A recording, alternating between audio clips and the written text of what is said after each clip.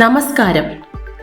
കഴിഞ്ഞ വർഷം പ്രേമലു എന്ന ഒറ്റ ചിത്രം കൊണ്ട് 100 കോടി ക്ലബിലെത്തുന്ന ഏറ്റവും പ്രായം കുറഞ്ഞ താരമായി മാറിയ ആളാണ് നസ്ലിൻ.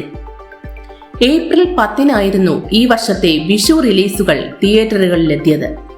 ആലപ്പുഴ ജിംഖാന, ബസൂക്ക, മരണമാസ് എന്നിവയാണ് ആ പടങ്ങൾ. മികച്ച പ്രതികരണങ്ങളാണ് 3 സിനിമകൾക്കും തിയേറ്ററുകളിൽ നിന്ന് ലഭിച്ചത്.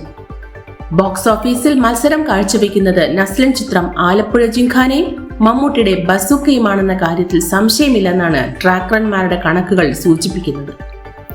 ഈ അവസരത്തിൽ ആലപ്പുഴ ജിംഖാനയുടെയും ബസൂക്കയുടെയും 2 ദിന കളക്ഷനും 2ാം ദിനം നേടിയ കളക്ഷൻ വിവരങ്ങളും പുറത്തുവരികയാണ്. ബോക്സ് ഓഫീസ് സൈറ്റായ സാക്നിൽക്കിന്റെ റിപ്പോർട്ട് പ്രകാരം 2.1 കോടിയാണ് ബസൂക്കയുടെ 2ാം ദിന കളക്ഷൻ. എന്നാൽ ആലപ്പുഴ ജിംഖാന ഇന്നലെ നേടിയിരിക്കുന്നത് 2.50 കോടിയാണ്.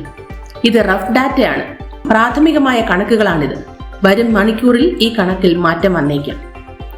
മുകളിൽ പറഞ്ഞ കണക്കുകൾ പ്രകാരം ബസൂക്കയുടെ 2 ദിവസത്തെ കളക്ഷൻ 5.3 കോടിയാണ്. 1ാം ദിനം 3.2 കോടിയാണ് മമ്മൂട്ടി പടം നേടിയതെന്നാണ് സാക്നിൽ കണക്ക്. ആലപ്പുഴ ജിംഖാന 2.65 കോടിയായിരുന്നു റിലീസ് ദിവസം നേടിയത്.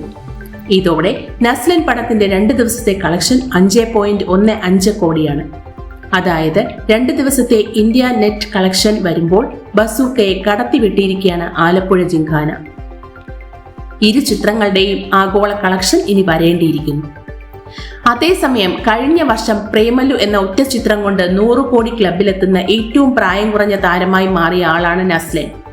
കേരളത്തിന് അകത്തും പുറത്തും സിനിമയിലൂടെ ശ്രദ്ധ നേടിയ നസ്ലിന് ഈ വർഷവും മികച്ച തുടക്കമാണ് ലഭിച്ചിരിക്കുന്നതെന്ന കാര്യത്തിൽ സംശയമില്ല. ഇനി വരും ദിവസങ്ങളിൽ കളക്ഷനിൽ എന്തെല്ലാം മറിമായം സംഭവിക്കും എന്നത് കാത്തിരുന്ന് കാണേണ്ടിയിരിക്കുന്നു. ശ്രീദേവി, ഐ കേരള, തിരുവനന്തപുരം.